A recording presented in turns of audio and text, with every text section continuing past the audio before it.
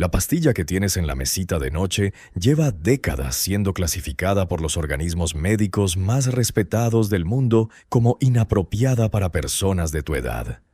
La receta que te renovaron en la última consulta, la que quizás llevas años tomando sin que nadie te hiciera preguntas, corresponde a un medicamento cuyo perfil de riesgo en mayores de 65 años está documentado en decenas de estudios científicos. Ninguno de esos estudios está en el prospecto que te entregaron. Un estudio publicado en el British Medical Journal en 2014, con casi 2.000 pacientes, demostró un aumento del 51% en el riesgo de Alzheimer en personas que tomaron benzodiazepinas durante más de 6 meses consecutivos. ¿Cuántas personas que están viendo esto ahora mismo tienen esa pastilla en la mesita de noche? Pero si quieres entender cómo el sistema médico más avanzado de la historia llegó a recetar durante décadas un medicamento cuyo daño sobre el cerebro mayor está documentado desde los años 80, quédate, porque en los próximos minutos vamos a abrir el expediente completo. Y cuando lo hayas visto entero, vas a entender que lo más perturbador de este caso no es lo que hicieron los laboratorios. Es lo que ocurre en tu cerebro cada noche mientras duermes con esa pastilla. Imagina la escena. Una consulta de médico de cabecera, 10 minutos asignados por paciente. Una mujer de 68 años entra y dice que no puede dormir bien desde que murió su marido, hace 3 años. Lleva meses durmiendo 2 o 3 horas seguidas, despertándose a las 4 de la madrugada con la mente en marcha y el corazón acelerado. El médico teclea algo en el ordenador mientras ella habla. La escucha a medias. Imprime una receta. Dice, tome una pastilla antes de acostarse. Si en 2 semanas no mejora, volvemos a hablar. 2 semanas. Eso fue hace 4 años. La receta se sigue renovando cada mes. Nadie volvió a preguntar por el sueño. Nadie preguntó si el insomnio había mejorado, si el duelo había pasado, si había alguna alternativa que no implicara tomar una pastilla indefinidamente. Esta escena ocurre miles de veces al día en España, México, Argentina y Colombia. Los números lo confirman con una claridad que resulta incómoda. En España, el Sistema Nacional de Salud dispensó más de 20 millones de envases de benzodiazepinas y fármacos Z en 2022. La Agencia Española de Medicamentos y Productos Sanitarios situó a España en 2020 como el tercer país de Europa con mayor consumo de esta clase de medicamentos.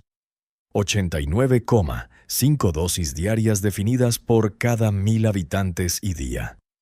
Para entender esa cifra en términos concretos, significa que cada día del año en España hay casi 90 personas de cada 1.000 tomando una dosis de alguno de estos compuestos.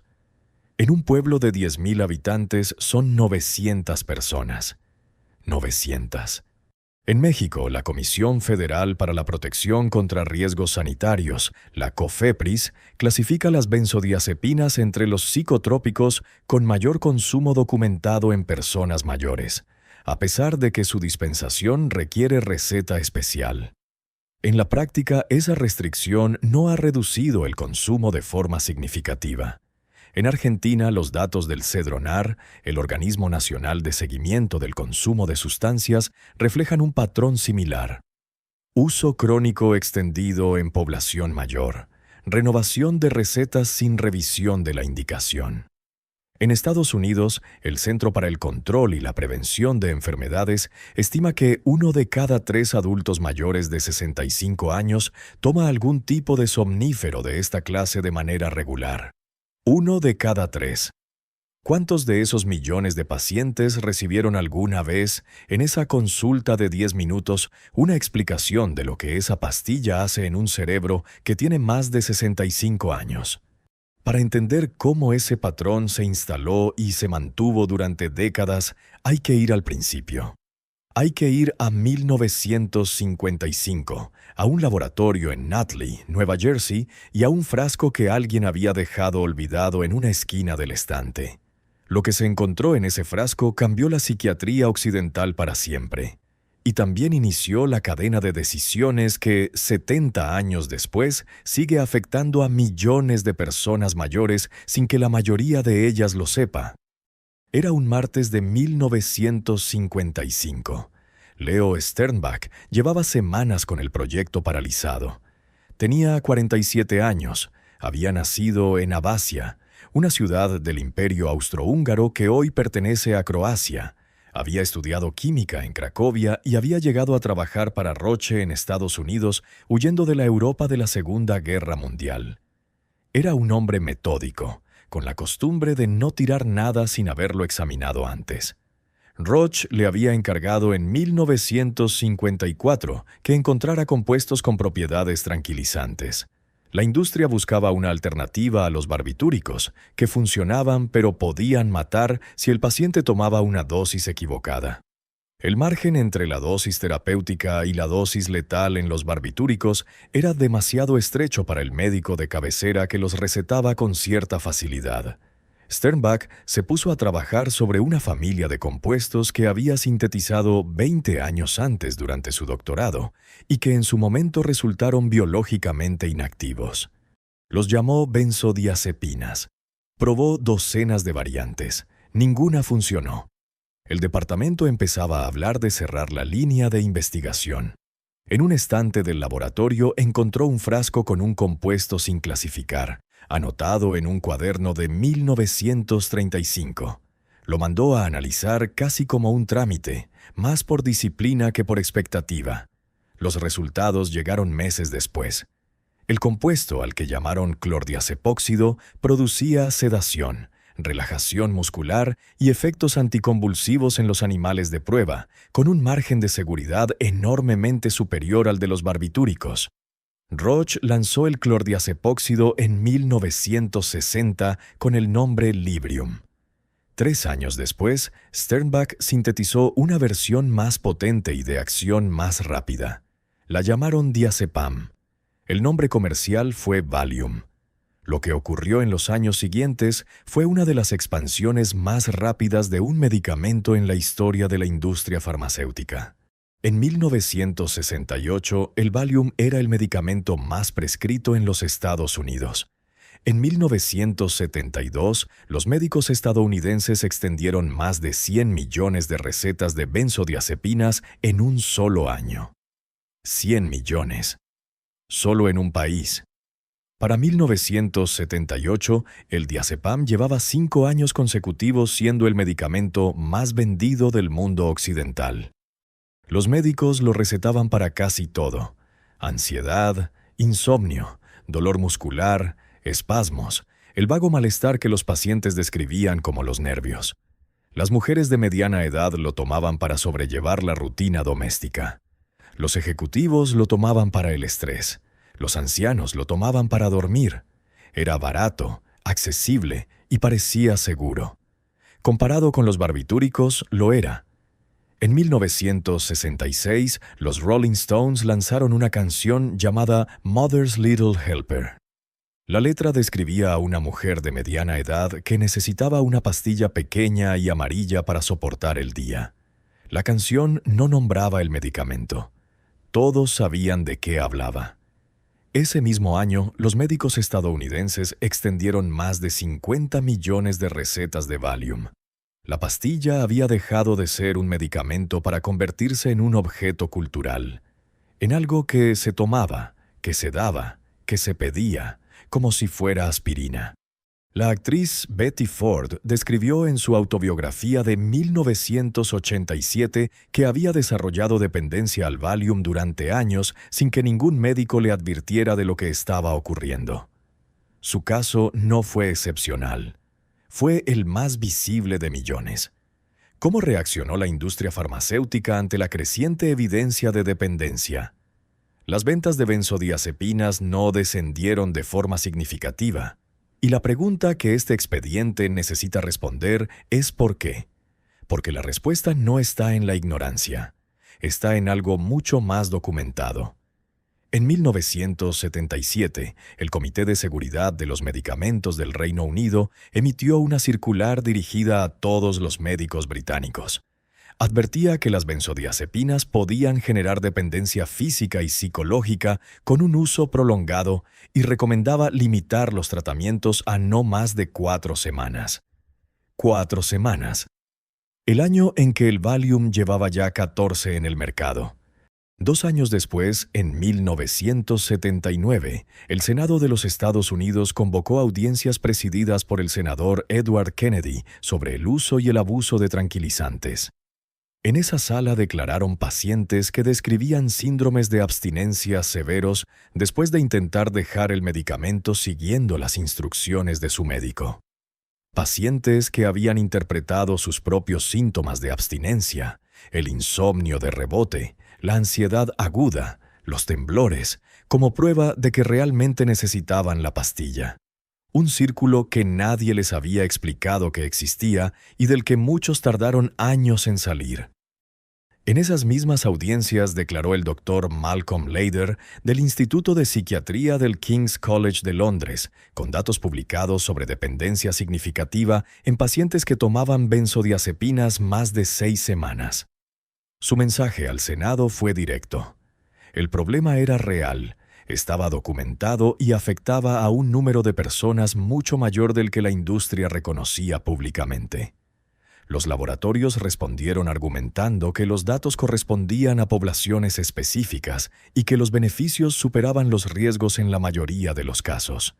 Era un argumento que tenía alguna base estadística en tratamientos cortos. El problema era lo que ocurría cuando los tratamientos cortos se convertían en crónicos. Y eso, en la práctica clínica cotidiana, pasaba con una frecuencia que los propios datos de prescripción hacían evidente.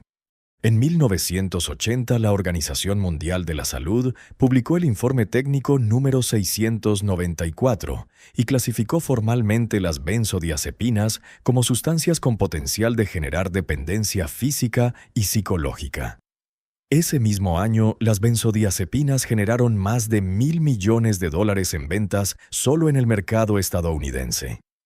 Hacia 1988, el British Medical Journal publicó estimaciones que apuntaban a que aproximadamente el 40% de los pacientes que tomaban benzodiazepinas durante más de 6 semanas desarrollaban algún grado de dependencia. 40%.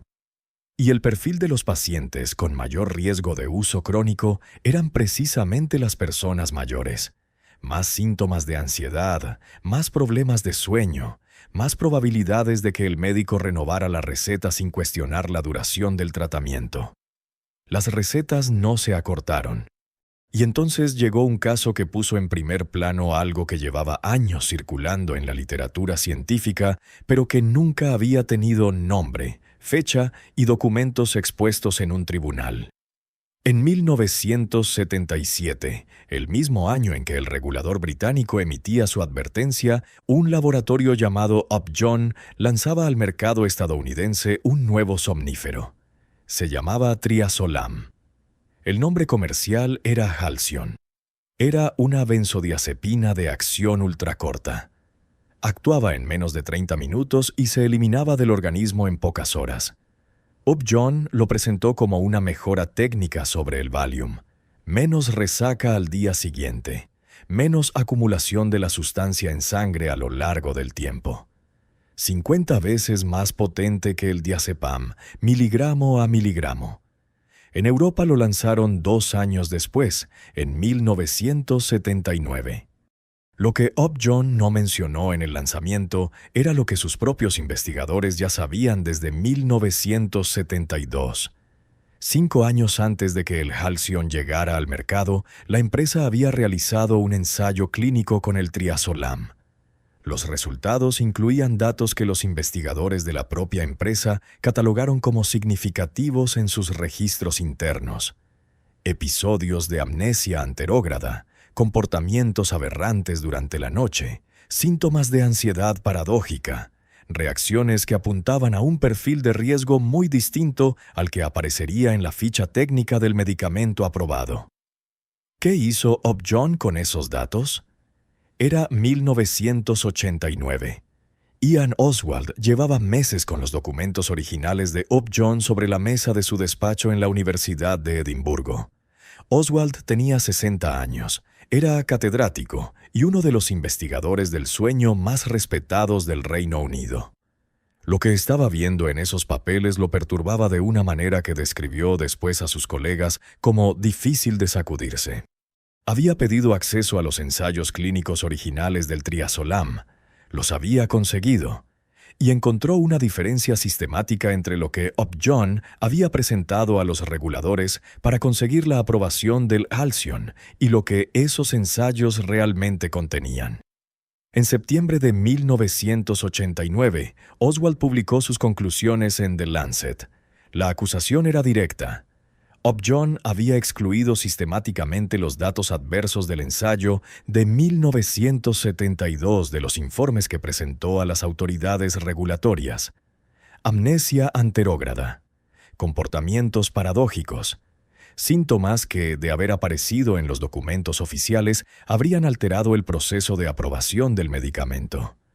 Upjohn lo negó públicamente y con contundencia. Pero los documentos de 1972 existían, y en los años siguientes, cuando los procedimientos judiciales los pusieron sobre la mesa, lo que contenían era difícil de negar. En 1989, los Países Bajos retiraron el Halcyon del mercado. El Medicines Evaluation Board neerlandés determinó que el perfil de riesgo del triazolam no era aceptable para su comercialización. En octubre de 1991, el Reino Unido hizo lo mismo. La Medicines Control Agency británica retiró el triazolam del mercado después de un proceso de revisión que concluyó que los beneficios no justificaban los riesgos documentados. La FDA de los Estados Unidos tomó un camino diferente. No retiró el medicamento. Redujo la dosis máxima recomendada de 0,5 miligramos a 0,25 y ordenó actualizar el prospecto con advertencias adicionales. El mismo medicamento, retirado en el Reino Unido y los Países Bajos, disponible con ajuste de dosis en los Estados Unidos. Esa diferencia merece atención porque lo que la explica no es la ciencia. La ciencia era la misma en los tres países. Lo que era diferente era el proceso regulatorio, la presión de los laboratorios sobre ese proceso y la velocidad con la que cada sistema tradujo la evidencia disponible en decisiones concretas. En octubre de 1988, en Highland, Utah, Ilo Grunberg llamó a la policía. Tenía 57 años. Había disparado a su madre de 83 años mientras ella dormía en su cama. Cuando llegaron los agentes, Grunberg estaba sentada en la sala de estar. No recordaba lo que había hecho. Tomaba Halcyon siguiendo una prescripción médica para el insomnio. La defensa construyó su argumento sobre el concepto de automatismo farmacológico, un episodio en el que el paciente ejecuta acciones complejas sin ningún registro consciente de haberlas realizado, inducido por el efecto del medicamento sobre el sistema nervioso central. Upjohn llegó a un acuerdo extrajudicial con Grunberg antes de que el juicio llegara a su resolución. Las condiciones del acuerdo fueron declaradas confidenciales. Lo que los juicios posteriores contra Upjohn sí dejaron al descubierto fueron los memorandos internos de la empresa, documentos de los años 70 en los que directivos e investigadores discutían los datos adversos del ensayo de 1972. Discutían qué hacer con ellos, y la respuesta a esa pregunta quedó registrada en los informes que la empresa presentó a la FDA casi 20 años. Eso es lo que tardaron esos datos en verse completos fuera de los archivos de Upjohn. Pero el caso Halcyon no fue el final de la historia. Fue el modelo. Porque mientras los juicios seguían y los reguladores europeos actuaban, la industria farmacéutica ya estaba construyendo la solución que iba a vender a continuación. Esta vez es diferente. En diciembre de 1992, la FDA aprobó el Zolpidem para el tratamiento del insomnio a corto plazo. Sanofi lo comercializó en Estados Unidos bajo el nombre Ambien. En España llegó como Stilnoct. En México como Stilnox. En Argentina y otros países latinoamericanos bajo distintas marcas que encubrían el mismo principio activo. El Zolpidem pertenecía a los llamados fármacos Z. zolpidem, zopiclona y saleplón. Actuaban sobre los mismos receptores que las benzodiazepinas, los receptores GABA-A, pero con mayor selectividad molecular. La industria prometía menos dependencia, menos efectos secundarios, mejor perfil de seguridad en personas mayores.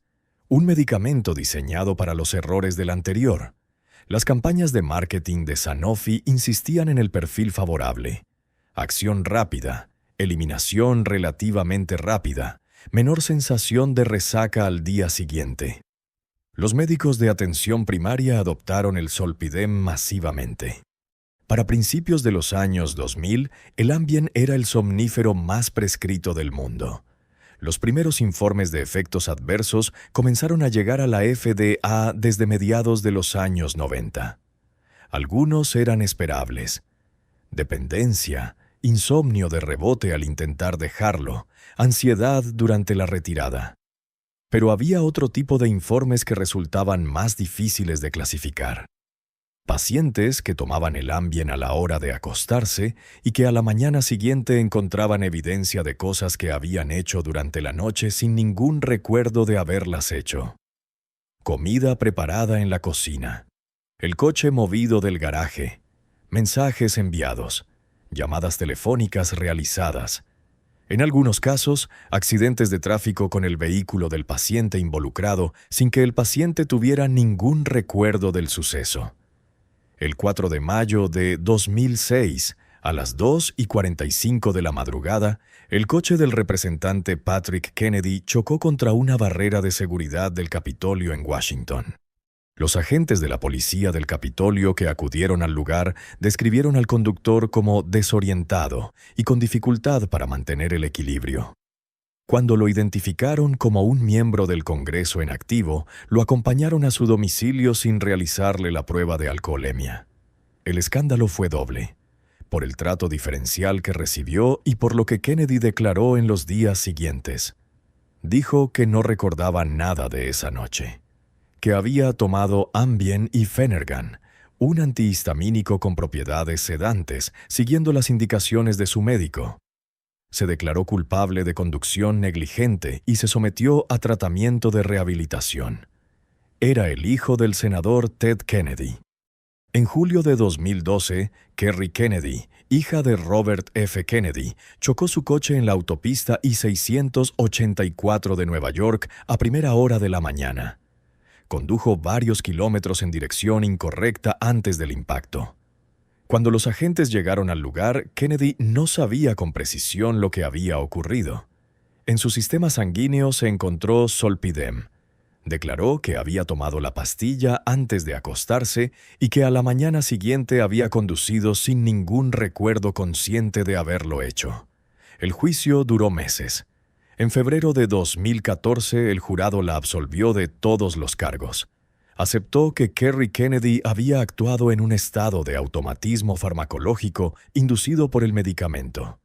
El mismo mecanismo que la defensa de Ilo Grunberg había invocado en 1988 con el Halcion. 26 años después, con un medicamento diferente que había llegado al mercado prometiendo ser más seguro. En enero de 2013, la FDA tomó una decisión que merece leerse con atención.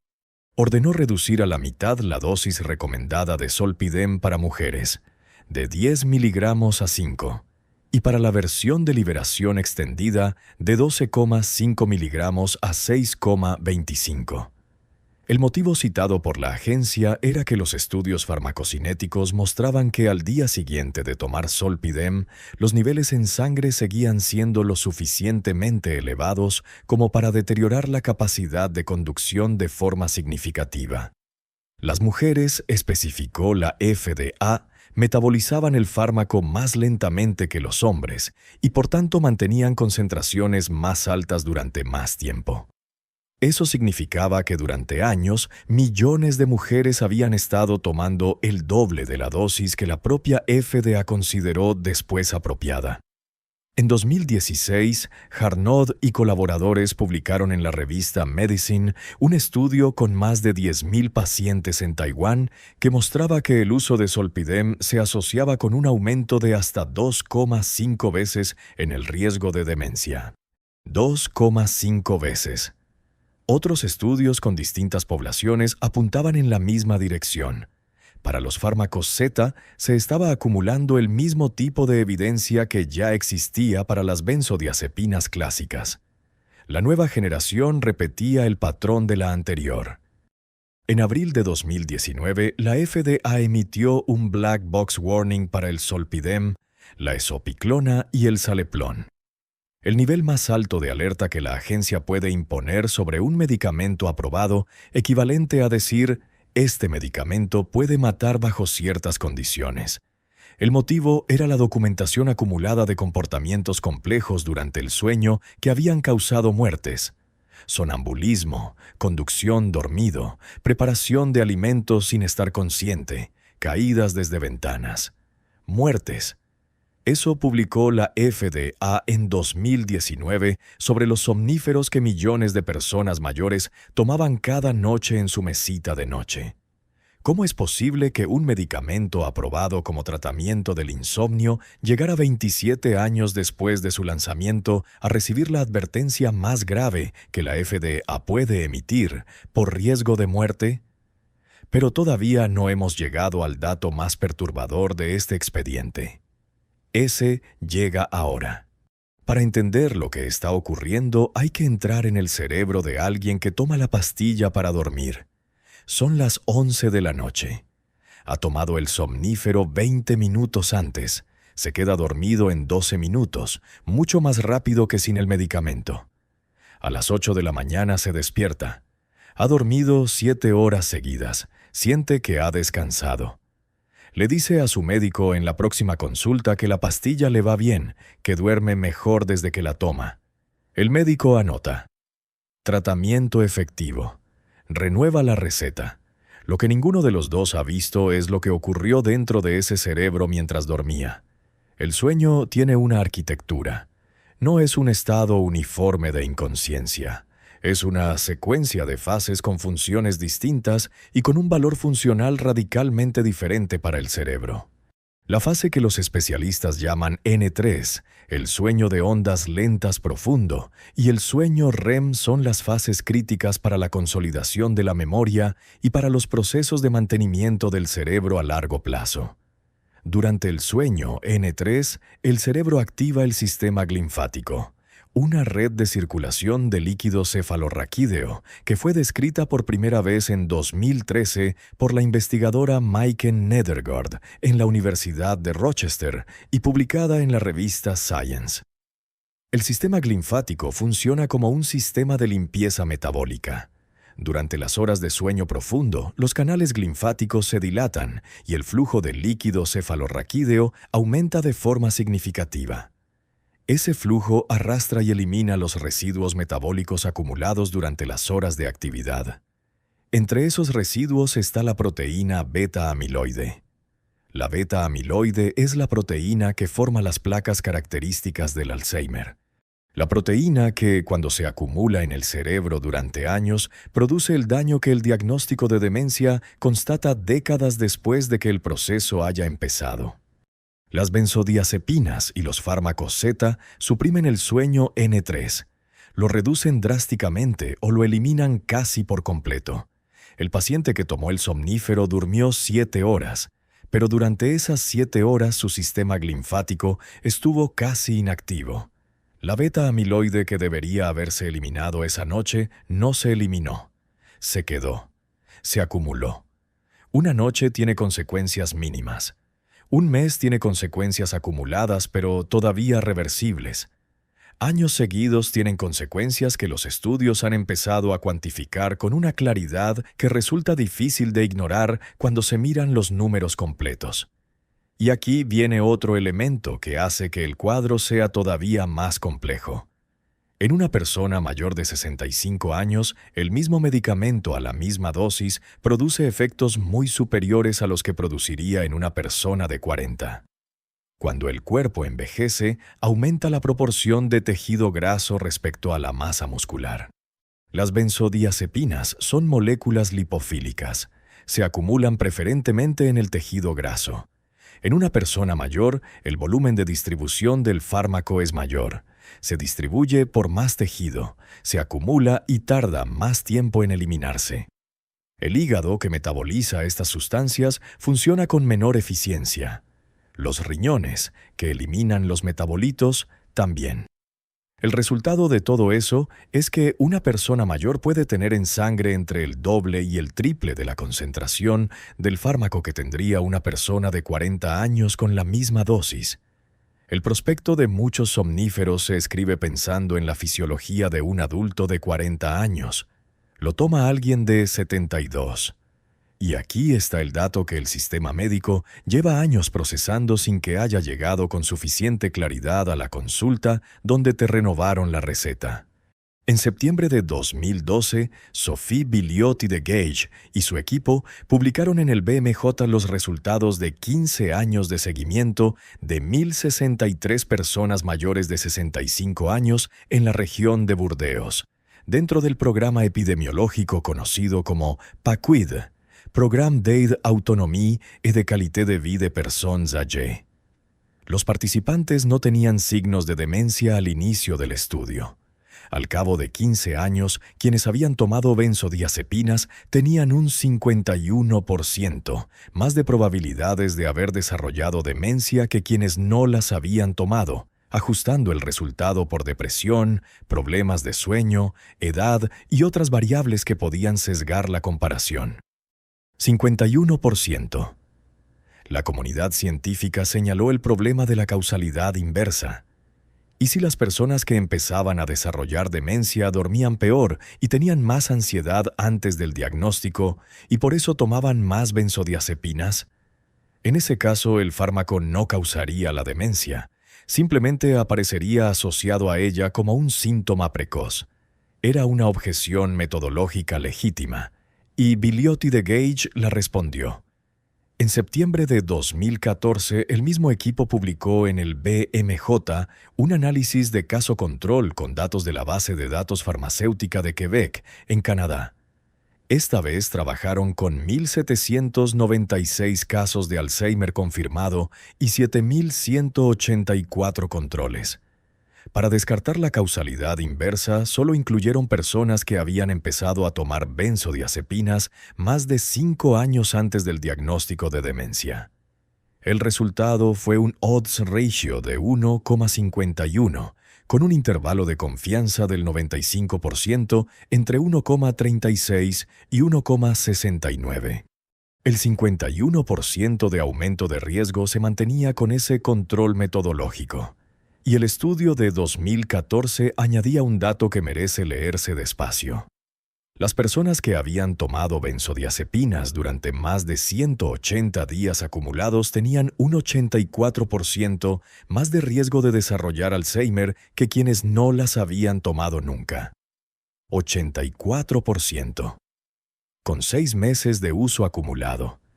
En 2015, Shelley Gray y sus colaboradores de la Universidad de Washington publicaron en JAMA Internal Medicine un estudio que siguió durante 10 años a 3.434 personas mayores de 65 años en el estado de Washington. El estudio analizó el efecto acumulativo del uso de fármacos con propiedades anticolinérgicas, una categoría en la que entran muchos somníferos, sobre el riesgo de demencia. El resultado fue un aumento de hasta el 54% en los usuarios con mayor exposición acumulada. 3 estudios, 3 metodologías, 3 poblaciones distintas en 3 países diferentes. La misma dirección. Ahora viene lo que convierte todo esto en algo diferente a cualquier escándalo farmacéutico anterior. Porque lo que vamos a revelar a continuación no es un estudio reciente, ni un dato que la medicina acaba de descubrir. Es algo que existe desde 1991, y que el médico que te renovó la receta el mes pasado conocía o tenía la obligación profesional de conocer.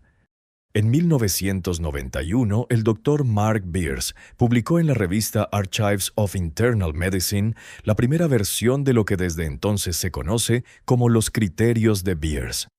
Mark Beers era geriatra. Trabajaba con pacientes en residencias de ancianos en Los Ángeles y llevaba años observando que una parte del deterioro que se atribuía al envejecimiento en sus pacientes podría estar relacionado con los medicamentos que tomaban. Elaboró una lista sistematizada. Una lista de medicamentos que en personas mayores de 65 años producen más riesgo que beneficio en la mayoría de las situaciones clínicas. En esa lista estaban las benzodiazepinas, clasificadas como medicamentos a evitar en mayores de 65 años. En 1991. Los criterios de Beers se actualizaron en 1997, en 2003, en 2012, en 2015, en 2019 y en 2023.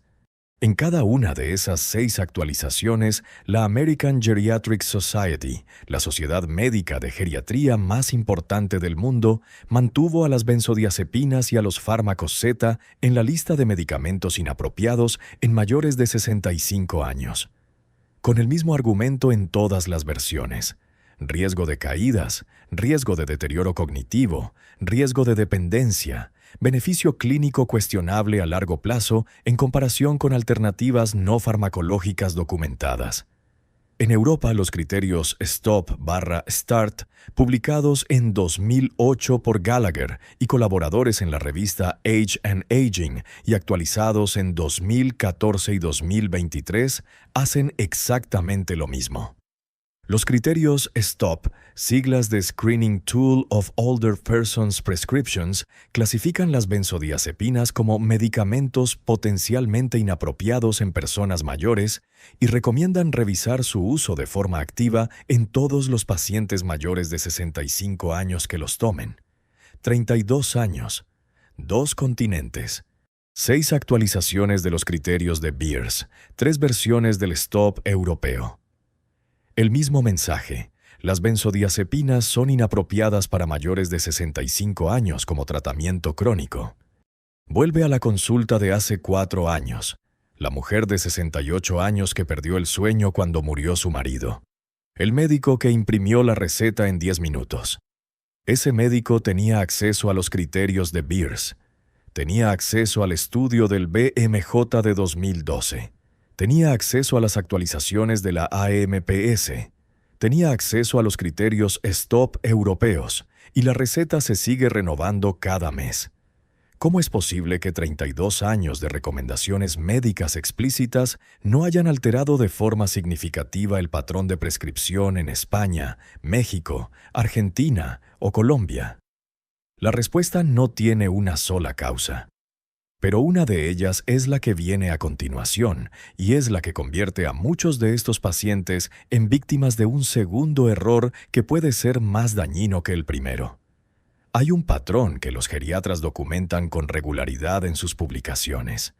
El paciente mayor que lleva años tomando benzodiazepinas empieza a mostrar signos de deterioro cognitivo, memoria más lenta, dificultad para encontrar palabras, confusión en situaciones cotidianas que antes manejaba sin esfuerzo. El médico lo evalúa. El deterioro cognitivo está ahí, es medible, es real. La hipótesis que se activa primero, la que resulta estadísticamente más probable en una persona de 72 años con esos síntomas, es demencia. El diagnóstico de demencia cambia la vida del paciente, cambia la de su familia, activa protocolos de cuidado, conversaciones difíciles sobre el futuro, decisiones sobre la autonomía de la persona. A veces, activa más medicamentos, y en muchos casos, el medicamento que pudo haber iniciado el deterioro sigue en el botiquín porque el diagnóstico de demencia no lleva automáticamente a una revisión exhaustiva de todos los fármacos que el paciente toma. Lo que ese diagnóstico no activa o activa con mucha menos frecuencia es la segunda hipótesis: toxicidad farmacológica reversible. Las benzodiazepinas producen amnesia anterógrada, dificultad para formar nuevos recuerdos durante el periodo de acción del fármaco. Ese efecto acumulado noche tras noche durante meses o años en un cerebro mayor con menor reserva cognitiva produce un cuadro que se superpone clínicamente con los síntomas iniciales de la demencia. La diferencia entre los dos cuadros es que uno es reversible cuando se retira el fármaco de forma gradual y supervisada. El otro no. ¿Cuántos pacientes están en esa situación ahora mismo sin saberlo? Es una pregunta que la medicina no puede responder con precisión, porque los estudios que podrían responderla no se han hecho. Para hacerlos, habría que retirar el medicamento de forma sistemática a todos los pacientes mayores con deterioro cognitivo que lo toman y esperar meses para observar qué ocurre con su función cognitiva. Ese protocolo no existe. La pregunta sigue sin respuesta. Un metaanálisis publicado en el BMJ en 1997 por Cumming y Klineberg cifró en un 44% el aumento en el riesgo de fractura de cadera en usuarios de benzodiazepinas mayores de 65 años. Una caída nocturna. Sedación residual. La persona se levanta a las 3 de la madrugada para ir al baño. Las piernas no responden con la rapidez que el cerebro espera. El equilibrio falla. En personas mayores de 80 años, la mortalidad asociada a una fractura de cadera en el primer año está entre el 20 y el 30% en los datos publicados. 44% de aumento en el riesgo de la lesión que más mata a los mayores de 80 años. Y ese no es el final de la cadena. Hay un mecanismo que los médicos llaman cascada de prescripción que convierte un somnífero en el inicio de un proceso de meses o años que muy pocos pacientes detectan desde dentro porque cada nuevo medicamento que reciben parece responder a un problema nuevo. Empieza con la pastilla para dormir. Con el tiempo, la sedación residual aumenta el riesgo de caída. Hay una caída. Para el dolor de la caída hay un antiinflamatorio. El antiinflamatorio irrita la mucosa gástrica. Para proteger el estómago hay un antiácido. El antiácido modifica la absorción de otros fármacos en el organismo. La interacción entre el antiácido y la benzodiazepina potencia el efecto sedante del somnífero. El paciente está más lento, más confuso, con peor memoria que 3 meses antes. Lo derivan al neurólogo para descartar demencia. El somnífero sigue en el botiquín. Nadie lo ha revisado. Nadie ha conectado el primer medicamento con el sexto. Heather Ashton tenía 50 años cuando recibió a sus primeros pacientes en Newcastle. Era 1978. Farmacóloga clínica en la Universidad de Newcastle, Ashton abrió ese año una clínica especializada en algo para lo que no había protocolo establecido, ni financiación específica, ni reconocimiento institucional. Ayudar a personas a dejar las benzodiazepinas. Llegaban pacientes que habían intentado dejarlo por su cuenta siguiendo el consejo de su médico, que en muchos casos se limitaba a decirles que fueran reduciendo la dosis poco a poco, y habían encontrado un síndrome de abstinencia que nadie les había descrito. Insomnio de rebote más severo que el insomnio original que había motivado la primera receta. Ansiedad intensa. Temblores, sensación de que el mundo perdía su consistencia. En algunos casos, convulsiones. Ashton atendió a esos pacientes durante 12 años. Documentó cada proceso. Registró qué funcionaba y qué no. Identificó los ritmos de retirada que el sistema nervioso podía tolerar sin entrar en crisis. Lo que aprendió en esa clínica lo sistematizó en el Manual Ashton, publicado en 2002. Es el protocolo de retirada gradual de benzodiazepinas más consultado del mundo. Fue elaborado sin financiación de ningún laboratorio farmacéutico, sin respaldo institucional de ninguna agencia regulatoria. Por una mujer que decidió documentar lo que veía porque nadie más lo estaba documentando con ese nivel de detalle clínico. Heather Ashton murió en 2019, con 90 años. El manual sigue siendo descargado por decenas de miles de personas al año en más de 20 idiomas. 32 años después de que Mark Beers publicara su primera lista de medicamentos inapropiados en mayores, decenas de miles de personas siguen necesitando un documento creado por una farmacóloga jubilada porque sus médicos no saben cómo ayudarles a salir de un tratamiento que empezó como temporal y se convirtió en crónico. Eso es lo que el expediente tiene en sus últimas páginas.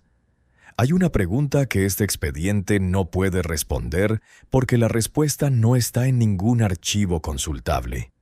¿Cuántos de los diagnósticos de demencia hechos en España, México, Argentina o Colombia en los últimos 30 años corresponden en realidad, total o parcialmente, a toxicidad farmacológica reversible?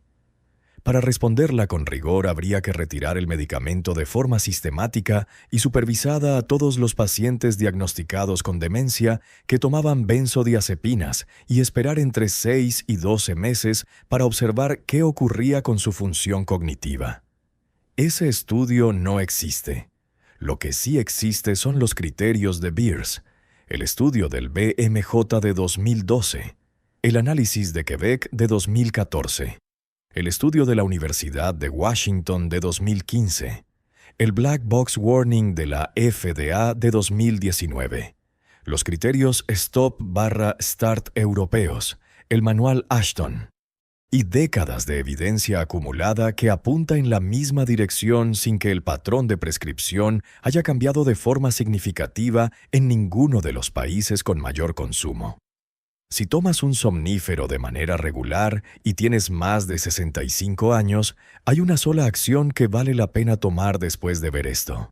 Llevar esta conversación a tu próxima consulta, con el nombre del medicamento, con la fecha en que empezaste a tomarlo, preguntando si ese tratamiento ha sido revisado con los criterios actuales de adecuación farmacológica en personas mayores, preguntando si existe un plan de retirada gradual si la decisión fuera dejar el medicamento, preguntando qué alternativas documentadas existen para tu situación concreta. No es una pregunta agresiva, es la pregunta que los criterios de Beers, los criterios STOP y 30 años de literatura científica justifican completamente que hagas. Una conversación. Con datos. Con tu médico.